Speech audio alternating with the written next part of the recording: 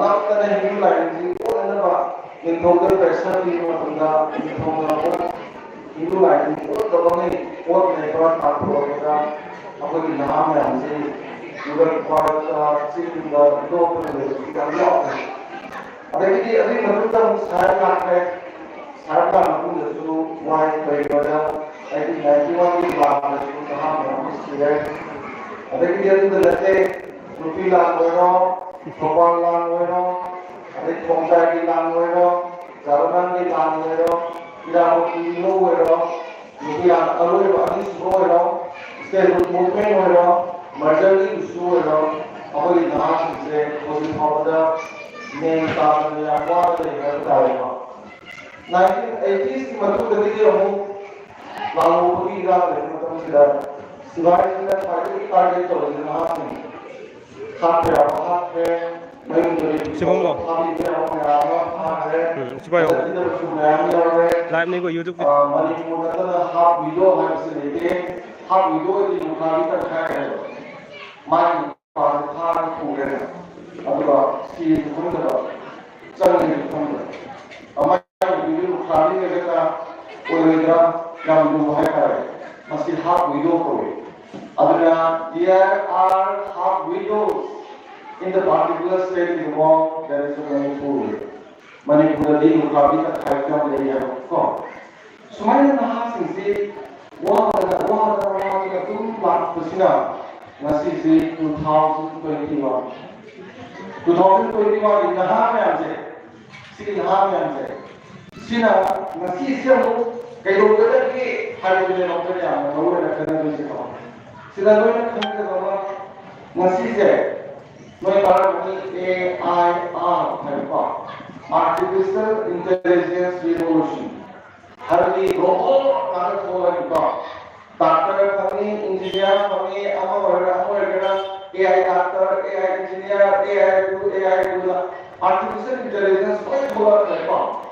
sayanadi hadari COVID-19 da lain su didak bisa su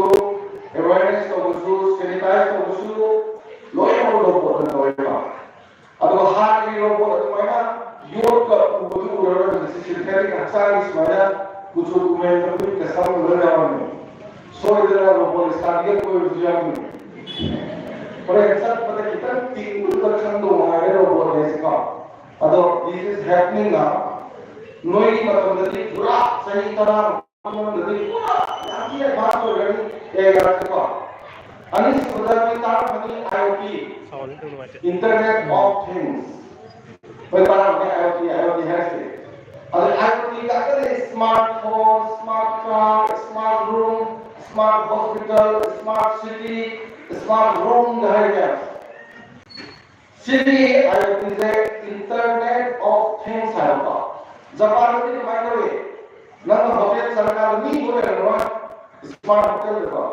नंग development file है development सर्वे नंग चालू में आगो मोबाइल ऑर्डर सब पकड़ी बा तोड़ी ले जर को थोड़न पोता ता पाए चाल की तो मोबाइल के साथ पार कर पूरे लोग का सले के काम करके आता है का चालू ता है नहीं अदु नंग जीपे की मेरे को पेमेंट भी ऐप नंबर अभी मरते हैं तो नो के साथ भी होगा अरे स्मार्ट रूम घर से IoT ने बोला आई लाना तो हम मीते लाते खावा आई सदा नहीं मैं जान आई जान करने को नहीं बात से कि तो नहीं जान नहीं yang luar biasa ini kelihatan ada smart room घर से कार जो smart car semi yang itu itu tahu हम दोनों को लाभ करेंगे तो वैसे मतलब लेवा है किसी को हर किसी इधर मेरी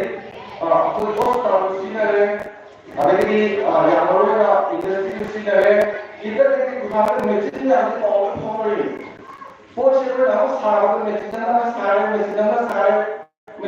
सारा का लास्ट प्रोडक्ट का पूरे जो पावर फॉर्मर है जितना जो इंटरनेट का अभी इंटरनेट ऑफ थिंग्स का the smart city guys na urban city ko oi khang kaya masaki IoT ko na ko no abna hopefully this is the era of digital literacy and the data colonization guys digital literacy nasi dia cyber crime hai se sini ada ni pak digital crime nasi ada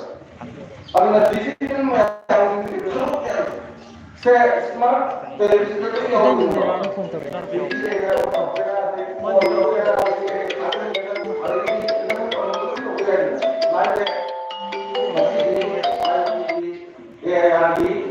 और digital डिटेक्टरशिप की data collection करने का क्या नाम रिबनोय direct part का अरे किसने चलावा दुका किसने चलावा लारे से पाइपा तपारगा मात्रा जंगवान संगा atau anak itu wewe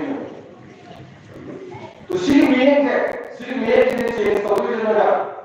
we have to change our mindset towards such a very revolution of all these wonderful things, you know. She didn't change the whole level. She changed the mind, she changed the apa yang harus disebut akan mungkin semua apa yang disebut anak harus disebut ada. Ayah kata dengan mana nang kata dengan punggah, maksudnya artificial intelligence itu apa yang disebut robot itu ada start lakukan apa? Spesial rumah salam ada. Dua yang macam mana? Dia sampai ke bagian ada di mana? Ada cara kita apa kita bukan apa? Betul dari kata mana itu? Aku tak. Lakukan apa kita yang sesuatu zaman ini kemana ya? Mui IT atau mui kumpulan apa sih? Kau apa kumpulan apa ada? Kau apa kumpulan foto ini? हमारा पापा कोई जिनके diabetes का है sugar पास हो जाओगे तीन जाओगे अगर ये सकाओगे तो कोई जाओगे इधर वो आया उनका अगर सिटी ईरान से का सिटी मतम से का हार्ड की शुरुआत कर रहा तो यहाँ में अगर माने में लाइक लोग लाइक सिटी यूनिवर्सिटी का इबा हाईली एडवांस शुगर मतम से आई की अगर समाज सेवनी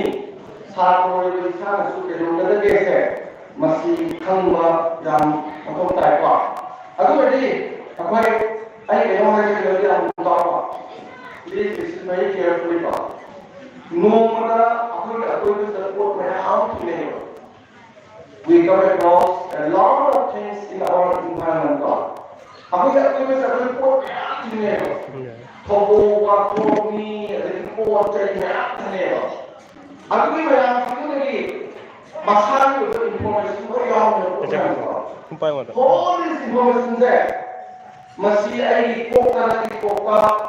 dokumen orang tahu dulu macam boleh guys. Hari ini television yang ada, mobile yang ada, kan yang ada. Apabila ini pasal itu dari segi pembeli informasi itu ada dari yang ada.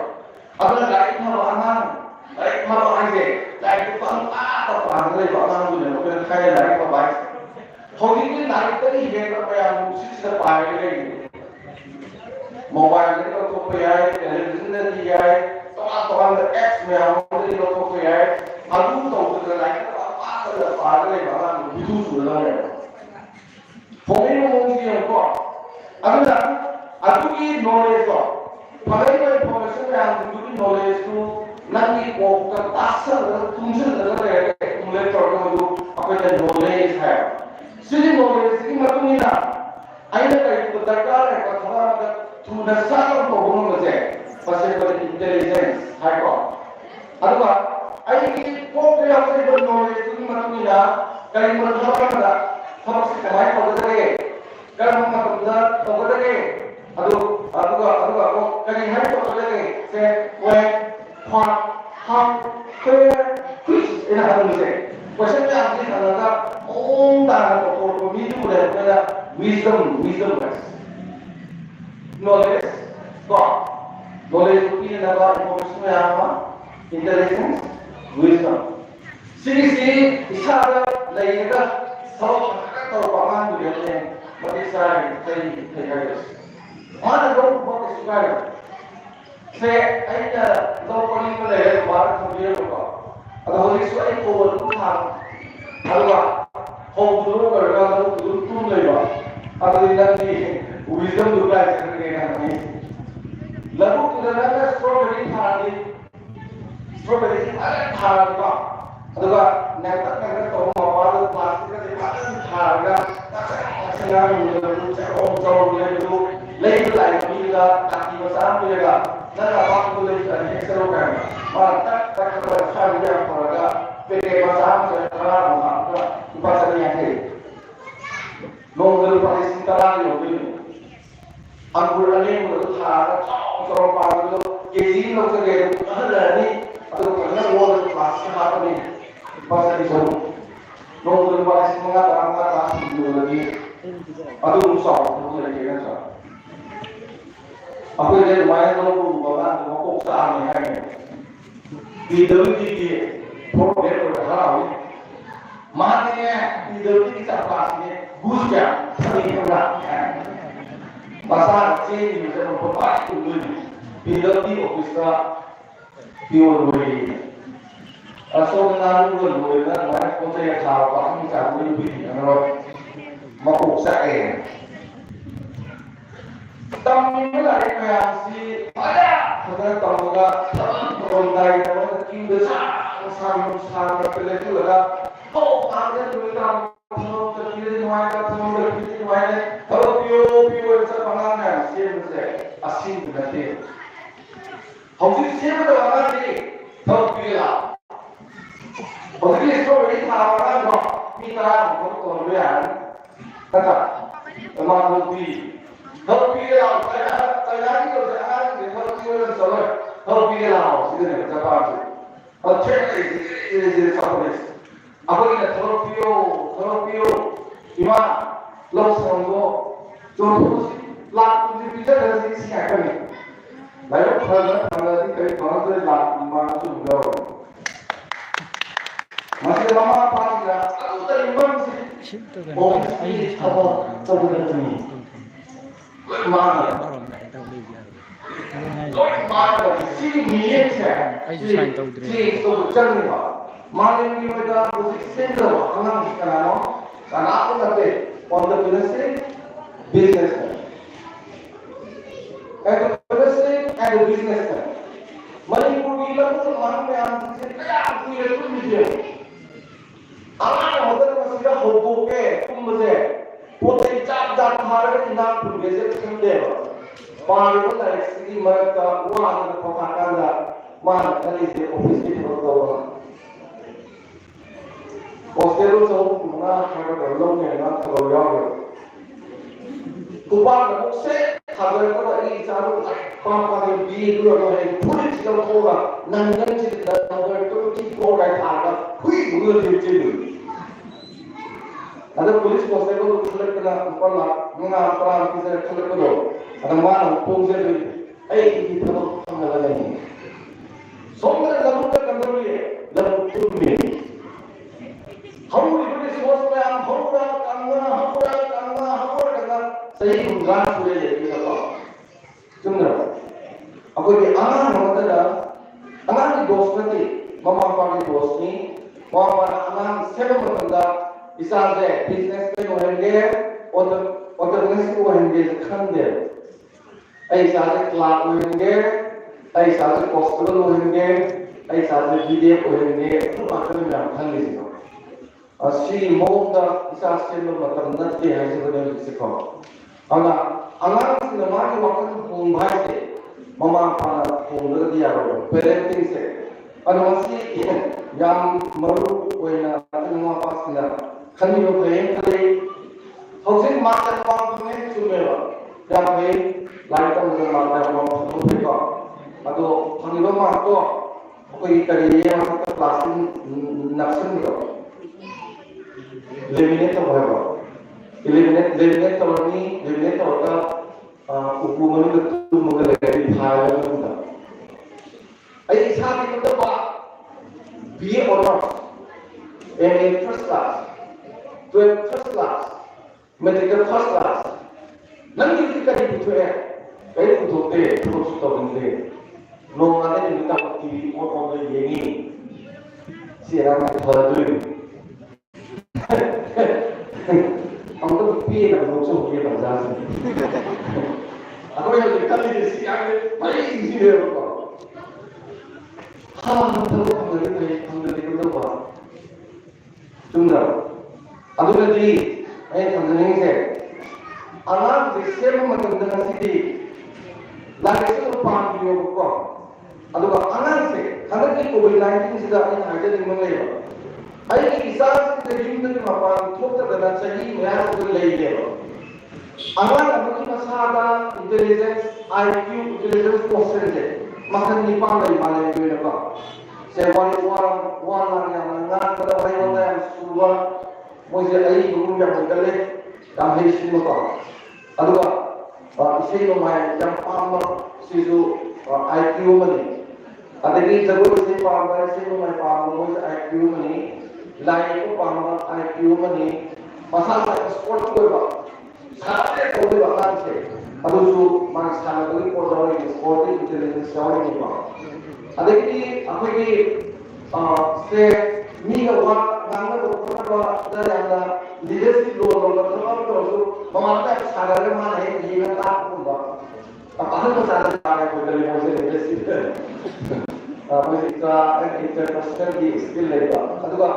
Environmental intelligence ले खाना या तो वो free है union तो वो कंपन का तो वो उसे वो यार जितना हार्ड इन तो वो ले शुरू साथ से इतना है तो वो ले जैसे ना नहीं लेगा अगर जॉब में मुझे इन्वायरमेंटल IQ सिगी निपन सिगी मनुष्य है अंगा मनुष्य मसाला याव तब तो मालूम चले any अंगा से सिगी मनुष्य आमा स्वयं याव में अगर मम्मा क्लास में से क्लास 5 6 की मनुष्य को तो वो में आई इंसान से कर याव है अभी अंगा तो लाइट को इस छोटे पेड़ को बाकी इंटेलिजेंस क्वेश्चन याव है बा मैं जाता हूँ मैं ये कर सकता हूँ लाइट ऑफ है इस पर क्या होती है ये बा 포기가 포기거리는 거. 어머니 맞춰도 맞춰도 되는 기가 이해하고 이해하고 또 엉뚱. 나이 그새 뭐야 또 다른 분이 칼리.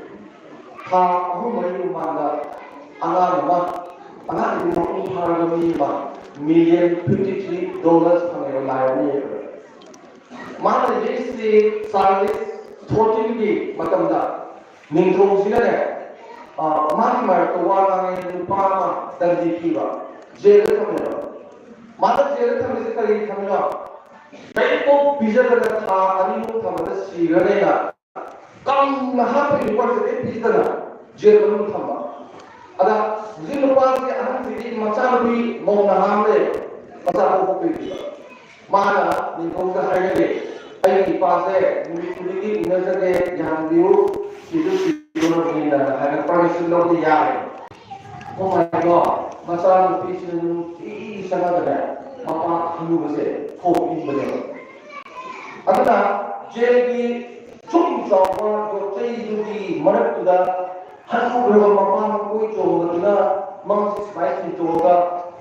no berapa mari macam ni mungkin tu di, semua tu tu CBF lari se,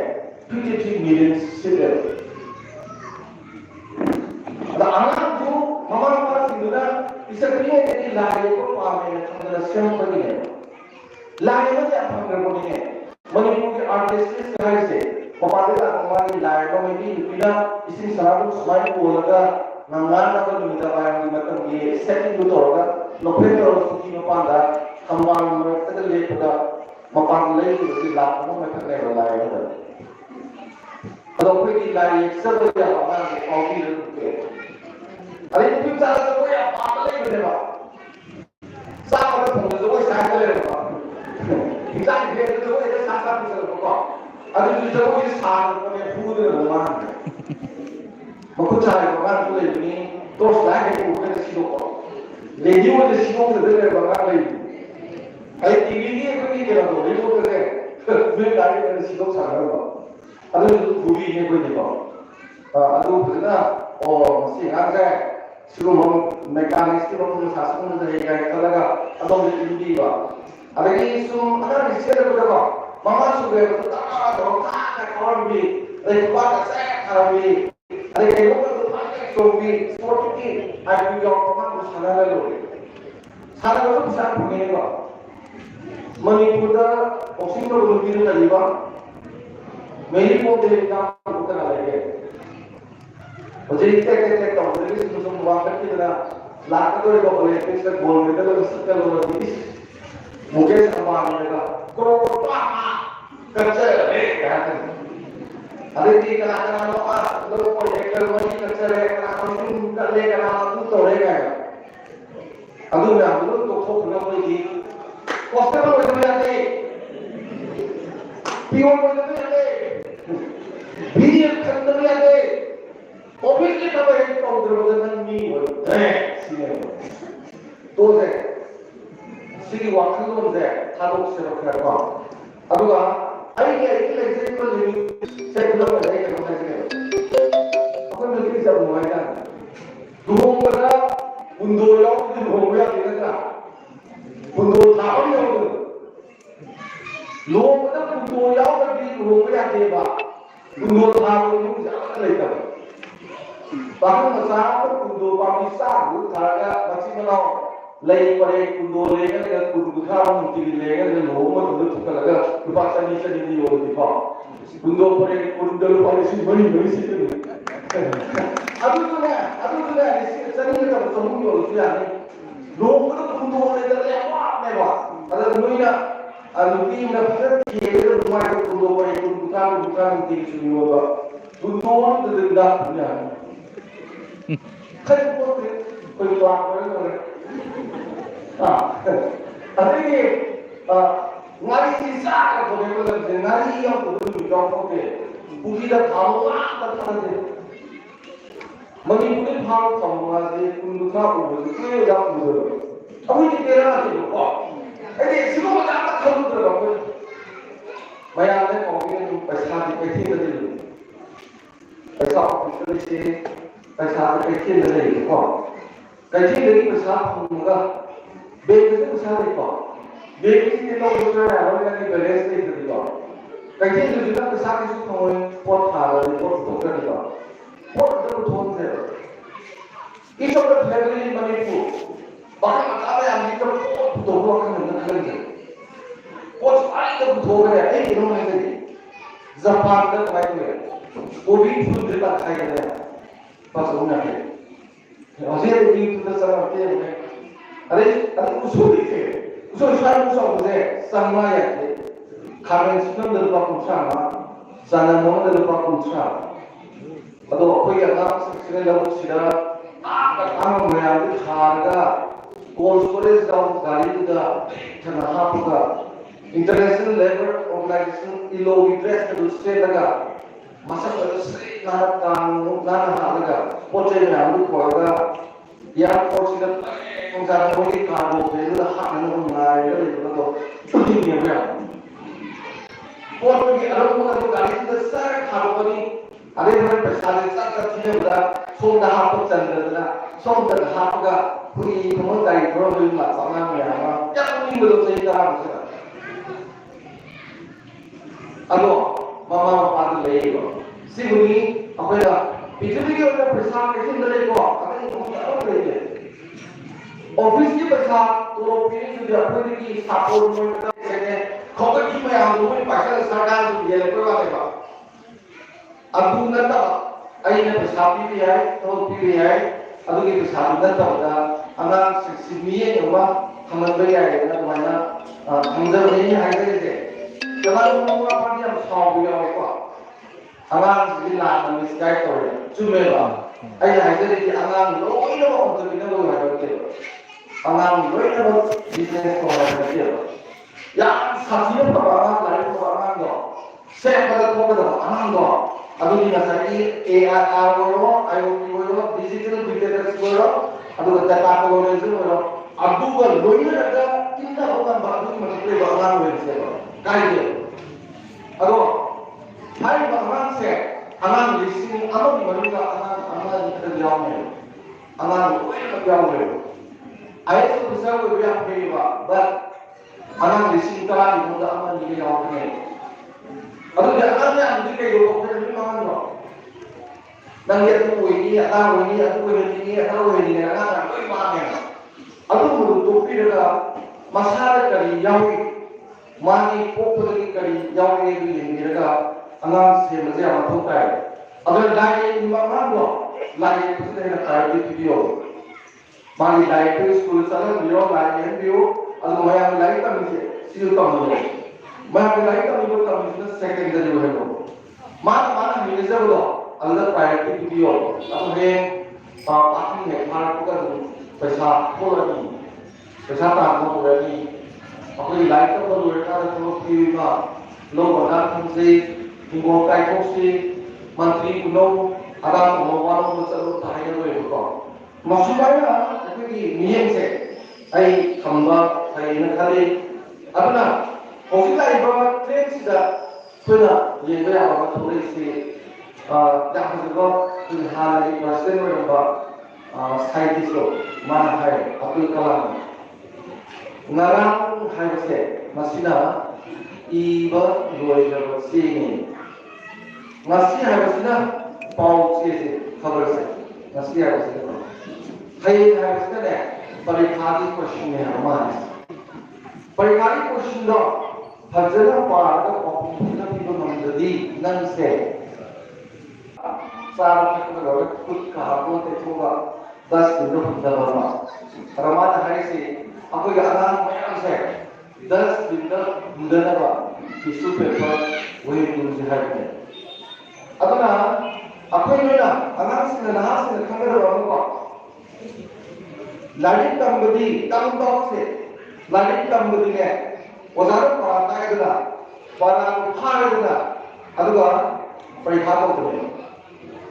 kunci di ne parikha hane ru para ne kunci di parikha hani para ko ne adan na lagi kunci ra tegai ko para me ko adu me adu na kunci ko le sum kham ro thalo ko na sum pang ko ra adu di na ya khane ba adu na lagi na saga lagi institution ani ne ba amana educational institution हमारा नंगा सामक से institution है बल्कि आईकी वाणी से आई जुड़ी है मी खुद की स्टोरी बन रही है each of the individuals in the world they have their own story नंग आई लोग के में हम जी पुंसी के वाणी को सुन ले ले आई कोई शिवभोग से ने आई की पुंसी वाणी बन ले अभी वाणी ये मीनो तो बंद दे आई स्थान में you are the author of your own story nang nasagi wari igadawa akhar se nang ne aduna aina khambada ai isagi wari se ai izeruri ne wari khajange khajana loe se nang model lai ya da ma ja aduna hojik sida ai khajaradi noina sida hojik parking le sal phara ko me amdi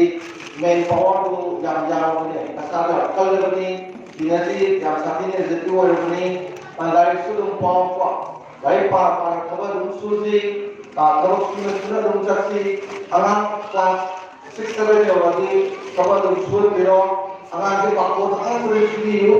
anak pakon sih yang heboh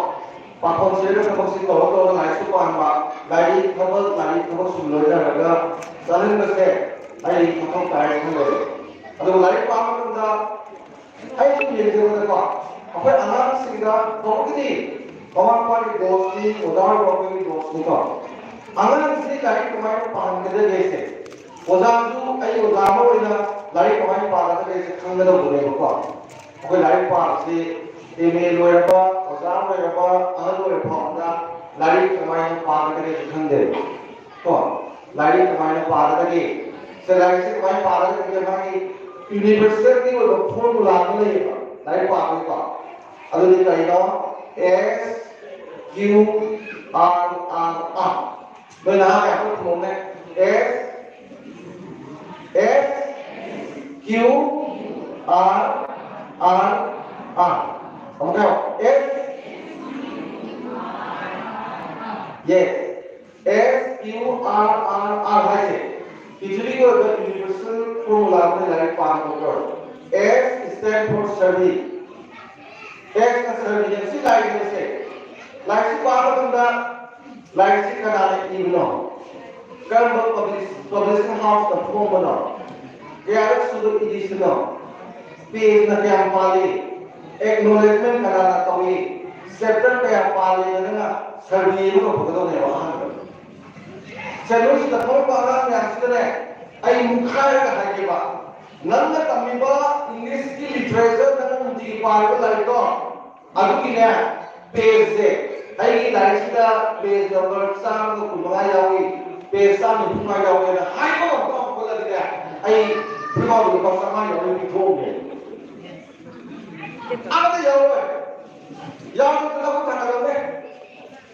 macam begini ni hari ni kalau jauh tu, macam kalau kasih besar jauh tu, kalau di sini orang jauh tu begitu juga. Lepas di sini orang pergi, nanti pagi lagi pergi ke semua kasih hari tu dia kalau tu dia, pergi nak si kamera lagi dia.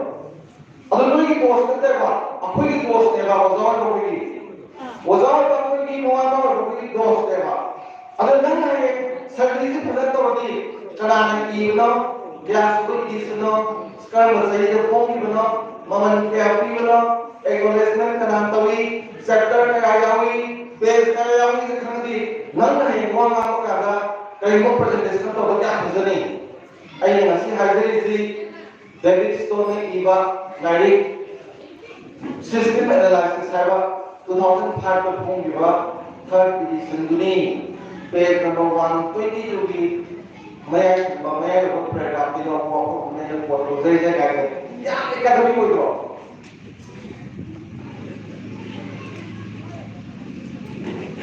यार क्या कभी कोई तो अब ना S stand for करीबन S stand for सभी मतलब कितना करी Q तो भी साथ और है Q stand for questioning. 100. Agar lagi part is 100 ini pak. 100 lagi part itu terus. Wah, 1 to 100 itu pun Q dalam lagi part itu cukup tuh ya, lihat ke part ini. 1 jauh lagi so part ini.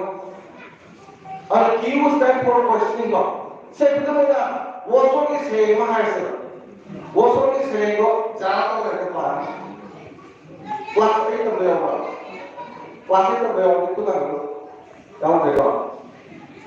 Oke, kelas 10, 11, 12 atau wasor di zone kis saya yang jauhnya.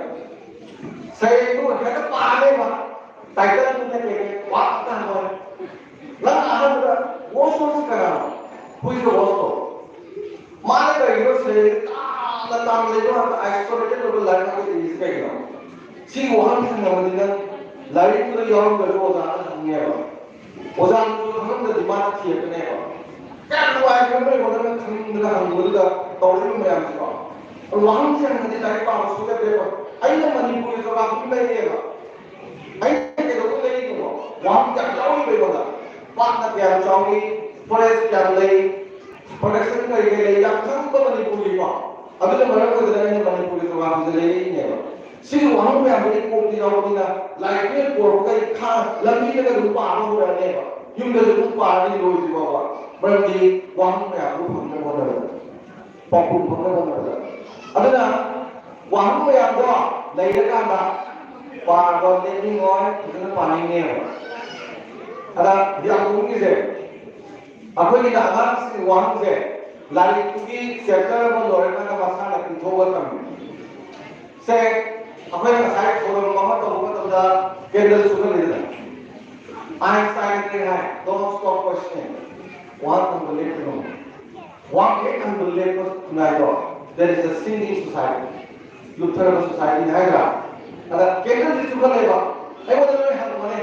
उदाहरण kendal suka इसे करेंगे मैं एक सुनता हूँ नहीं तो नहीं आप होते ना था सीरिया जरूर नहीं था रविन्द्रनाथ टैगोर की नोबेल प्राइज तुमको गीतांजलि है सरेंगे अदुदा कैंडल से मियाओगे कमाया होगे ना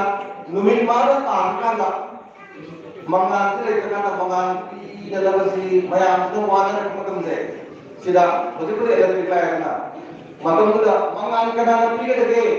कमाई में कोई साथ नहीं कमाई तुमको पकड़ी सुधार सीधा नुमित मारी तांके हैं कदा फिर थोड़ा जितना ये पीछे गए थोड़े फिर थोड़े का मुझे उन्होंने समुद्र का इसी समुद्र से मान लो अदुलो maya tu option dia ba nan mana mangan kamai ti ngalo dunia mana tanah kan deh ada kalau tahu sih lah ai kok sih kamai suruh aduh ai isage semai cari ngat cari kamat cari kuat cari kompuloi cari punca sakan untung kumangan mangan piramid pungani hum aduh dari pahawi saksa hawi mai dak kan deh amang mo kok sa hawi ba ko thamai mat kan bakada ka thuokan mai masadu ka thuo mai sa akan aduna mani pura dai loi pui kanamo mati sawa ko de ai kanam na te ai na te in comparison with others adu nanga ko ri bogi da makta ka thuo ho na di strawberry kha ba ma duna strawberry khandana momon bu strawberry I wa kan khala la de ubudu strawberry na o khala de ma gi na ru de strawberry da tan da ba sa ro ya na nge ko ya nge ko admai na wang ya ma hang se is very important one aduna q stand for questioning no matan kali r ni ko r na deep reading ni actually fire ko de word by word line by line alwa gari ko yang na kan ka ko ready ko nanda lai pa ji right way da sang ni ko left brain is another left brain jam chawai ba mo ni yong ko ni ko aman si mora pas na left brain is samai no ko da ni kar na ma di artist ki word ka se nang la ya bu wai ni yong pa so ma de ko ba aman ba san ni sa ga ma da ku chi mo ki ba artist ko ni ko ta tu pha ni som da sang ni se lai pa so ma da ma se cinema Kungani cinema ni yang no orang wali ni, tak cinta hero tu kan gari pun dulu kiwa, no, semua sang ni. Ada orang sih ada left brain itu sang ada pun yang storytelling atau apa tak ada, anu orang boleh sih, method sekau. Ada lain sih kan mulai sih pau mama lain apa ada pani ni orang mesti kan ngang sih. Maka itu kan ikut television orang mobile orang application में answer पर सीधा light ले जाओ तो मैं कागज पाऊँ तो वो हिलने लगेगा अब ना लाइट है पानी तो मकान को अब मोबाइल से कोई मार पाल के सेट हो लो अब वो तुम मुझे कोई पान दिले हम तो लो और सोम दर्शन नहीं पास पाने और रीडिंग से देर से डीप रीडिंग को से डीप रीडिंग से मनु वॉइस सोम दर्शन में ना तो समझ दिलो अब वो मतलब कि आज ना recitation ले जाएगी तो ना तो खाने में आऊँगा no के खाने को कौन रहा है सहाय का all things in the environment को लेने के हमसे it always associated with information का information हम लोग क्या होने का अभी मैं आपको accumulate करूँगा knowledge वो लिहाई देना अगर मैं सहाय अनी सुबह आठ को no ये मतलब जब खाने को कौन में आते recycle होगा whether तुम हवा तुझे हम ले जाएगा Koma itu kan dia macam naik rumah, sebaik kalau macam orang naik hapsu loh, kiri itu menunda susu dari sana itu kok kamdel apa, kamdel bukan itu kamdel, kan tu betul mau tak kamdel itu kamdel, brain kita decide kalau main tak hasil itu apa, aduh aku pergi artinya ni review, mina ada ini ya tu, ini sahaja tu jadi ada apa. Man hari ini jadi ini yang ini kita ini ye betul. Aduh, noina periksa thamu kita question same is put on the base oleh apa. Number one dah knowledge itu where who how orang ini si knowledge ni. Aduh, ani sudah understanding compare orang ini. Orang sudah application ka. Material lah class level kita ni apa dah marks video dah application je mark karang ho. Set local set हम नहीं करेगा. बड़े प्रकार ना प्रधान प्रति शुरू होने तो उनका दवाई को नहीं ना एप्लीकेशन है सिर्फ अहम से क्लास पार्टनर का भी एप्लीकेशन आते हैं एप्लीकेशन नहीं ना रिव्यू तो उधर ही है ये मतलब दायरे को है नहीं सीधा लाइक से दवाई पाने सिखाने का तो लाइक पाने को साइड को करी नंबर वन एस अरे करी क्यू आर का यारेको अदुगा अमुसु ये कोया हम यावरी से लाइक से कसे मुदिने हुजिके अनुबा कोई रिसर्च तौबसिन हाइदि लाइक से याके कुमरी डिजिटल बुक ऑफ 4 to 6 का बिजुली सब बिजुली का चोगोमी लोई बसे अपोप यासे कुमरी डिजिटल बुक तो ada Amerika research itu mana kalau itu boleh research tu. Kalau kita mana si pun sudah, kau ini nak tahu tahu research. Blend di kuali satu kalau macam saya, pun mana di tahu fokusnya. Tuh, sudah kena paling ini kalau kita tahu ni ada 100% kanan. Kalau pun terus kita tahu saya, sudah only 50% kanan. Nunggang di 20% kanan. Nunggang sekarang banyak pahala tu. अभी मोटा application में करके साधा करो अगर post खबर ना कहूँगा अभी मोटा मतलब टाइप करें अरे लाइव पर हम करना से कैसे सो कैसे अभी आवाज़ का महा और अंदर का आवाज़ का महा और अभी आर्टिक मैग्नेटिक मार्ग वेब से सीधा ब्रेंडर या लेकिन अगर ब्रेंड यूज़ और अगर पर फार्म जुटली अभी मस्त थाजा हुए अनाथ को बड़ा वाटर का पिलो सिटी वेबसाइट ने कहीं तो यार अदर रूसिया अदर की स्माइल अनुकंप का सिद्धांत जे पोल पदा ब्रेन की 10% मान में ना मेंटलिटी का किसी ने मचा पक्षले उसे की सिंग में तो बना पड़ेगा तथा तो आने की तब से हम एक्सप्लेन होने से अब ना एक संदर्भ का नंबर में यहाँ से तुम बिलो तो मरी देती तो तुम से लाइफ ऑफ यू रो अब एक मतलब तुम ने इधर मार रहे नो मतलब तुम मरी नुटी पार्टी काफी अब अरे मतलब जी मामा का लोइना बा तो सुगन बा माना है जब हम डॉक्टर को आईक्यू जो लाइन वगैरह तो कोई से हिंदू वगैरह कुछ चाहे वगैरह अगर ये कमाल पर स्पोर्ट्स की वगैरह अब तो लोइना ये करना हम दिया अंगाम सिस्टम भी होगा अब वो एक अंगाम लोइना बस है मस्जिदा माता मंगदा लोमी सिनी अतुला लोइना बस all the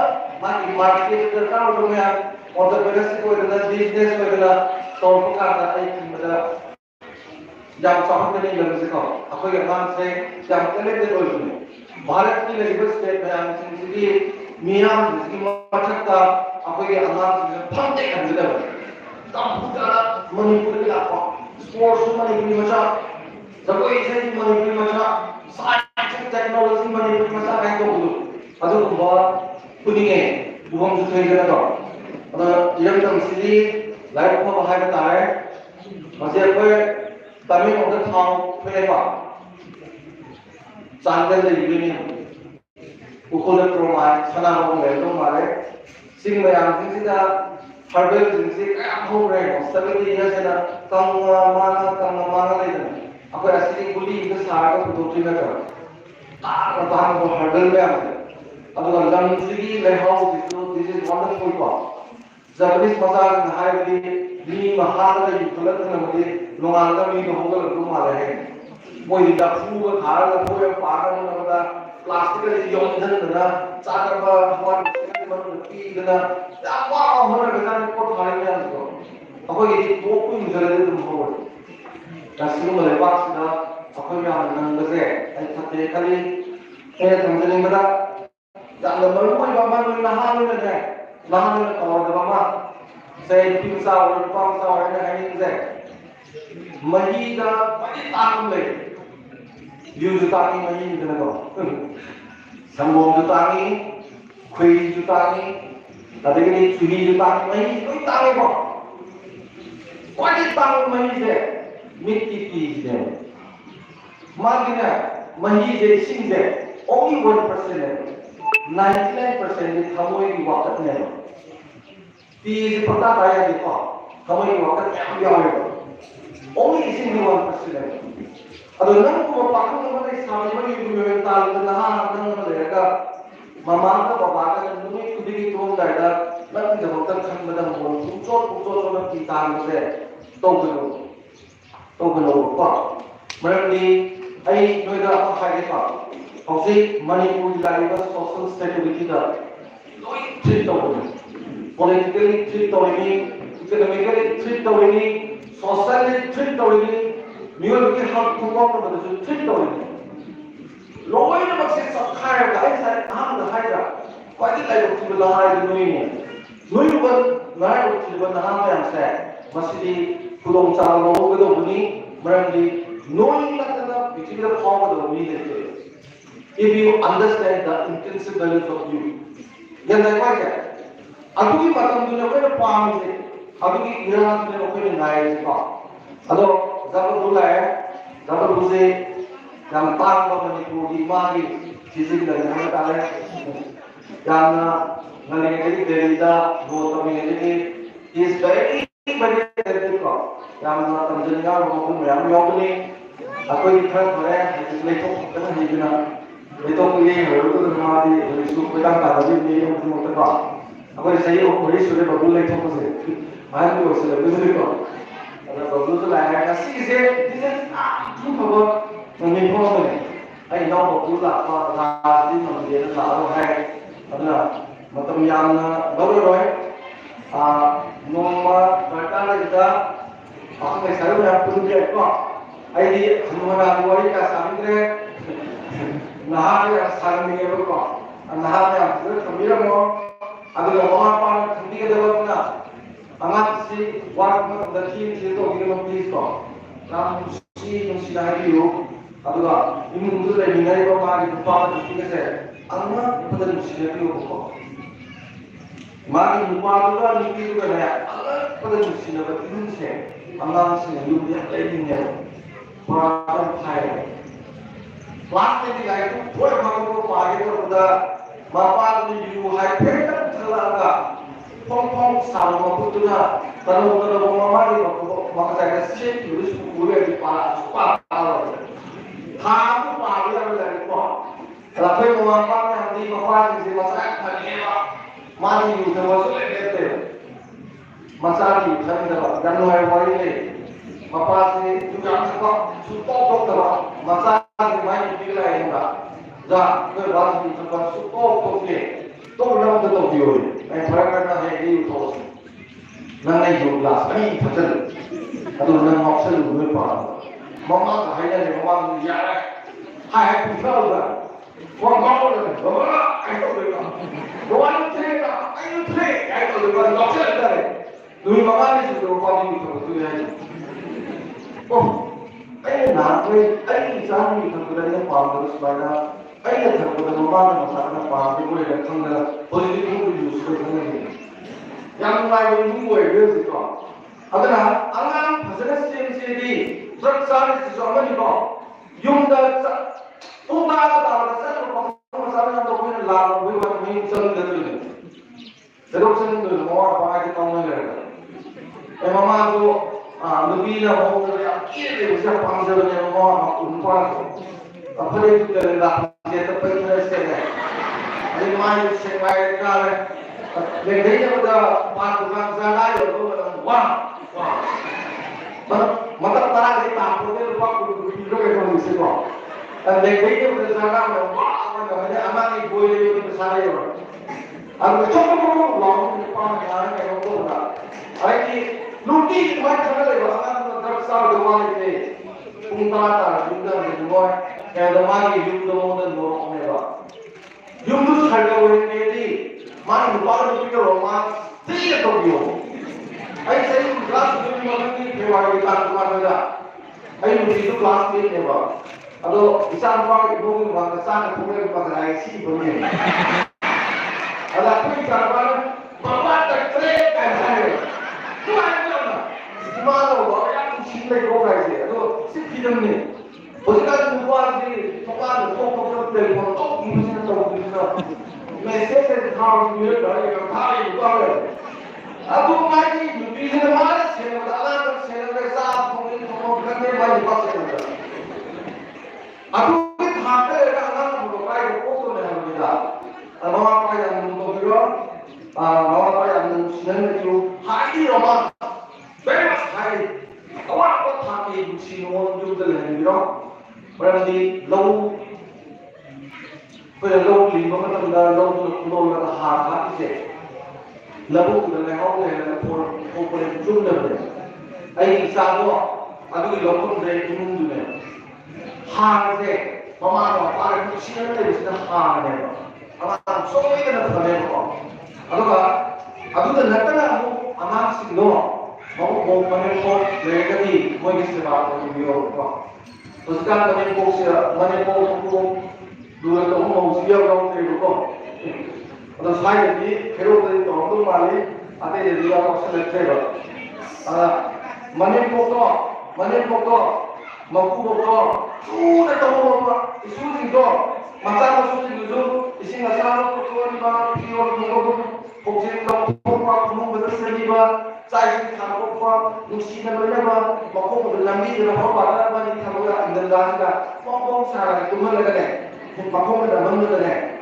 मको की मको की नम लो बा में सा दिन को दू का तो मको का करा लाइ की वो ले लो अदमाई मोकुना यदि मने को मको को सेवा को से लाइ पावा थमो पे थमो तो प्रस्तुत हो जाने अदुगा नुमिन खुदिकी योको सुबीद्र पोगोद्र मोपा अदली कागन दो उफुल मोपा दनमुदा कुइन पोगो किद्र इंद्र मोपो इनदा इनबस्ता पोगो किद्र मोपो इने दनको आनो रबा मने पोगो कुना मितन की ताकत मोगी चोट चोला तुम बदा आई इसा खबना लेके ममो बिनो खमोबा हजिकी ममो जिदि का साथी लगेगा मने को मको मसा पा का को सिबल में इसे बात तो सना हाजे सोक तकी तो जरी को मसा पा का फोनो तकी ने सोक माय सिगे थाक ले ओ बिदे को अलो तू न तोरकान मने को ने दाइदा नुआइदा मम सिदि सलपान सिबा इसुलपान pin सिदि no to foto go yu ai no pa ko yu ko ta no pe ko ta ji phang ko bo do ai ku ko ni ko no pe to ga tu ta ga ti ko bo no sar cha me na kar ke da ma se ko ti ko ha chi le ada ka mani ko sune la ye ko su la ko so yu o ko ja ga o su isa ni ko na ko to yu 이놈 가이드 소리게 너만 인가고 미치 판도에 예거 소피우 이사에 그런 본능이유 이거 뭐 이거 아이 누비 아나미한테 뭉치 내가 이놈들이 둥도 그러다가 아하가 아나미한테 머니푸리 대만시가 통 보시오 하는 사이다가 그런 그런들이 되는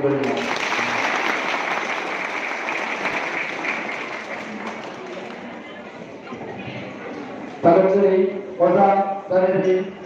Mamalia, Okania, Avalivan, Chandrasati Singh, Youth Mamalia,